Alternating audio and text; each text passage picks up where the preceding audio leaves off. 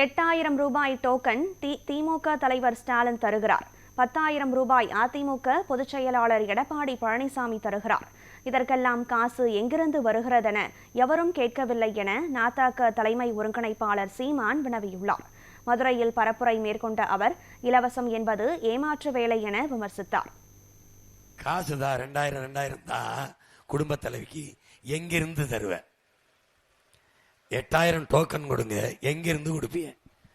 Fridge தாங்க, இலவசமா fridge. நீங்க வாங்குற இடத்துல இலவசமா இல்ல காசு கொடுத்து வாங்குறீங்களா? காசு கொடுத்து. அந்த காசை எங்கிருந்து எடுக்கிறீங்க? இந்த கேள்வியை நீ கேட்க தொடங்கிட்டினா மாற்றம் வந்துருச்சு, நல்ல அரசியல் வந்துருச்சு, நல்ல ஆட்சி பிறந்துரும், நாடு வளர்ந்துரும். இதுதான் நடக்கும். இல்லைன்னா ஏதோ கொடுக்குறான், நீ எப்படி ஆயிட்ட? ஓட்டுக்கு 1000 கொடுக்குறவனுக்கு 1 ஓட்டு, 5 ஓட்டு இருக்கு வீட்டில். ஓட்டுக்கு 1000 ரூபா கொடுக்குறவனுக்கு 2, 2000 கொடுக்குறவனுக்கு 3. கொள்கையாவது இளவாவது எது? என்னைக்கு நீ நோட்டுக்கு ஓட்ட விற்கிறியோ அதான் நாட்டுக்கு வேட்டு. பணத்துக்கு வாக்கு, உன் இனத்துக்கு தூக்கு.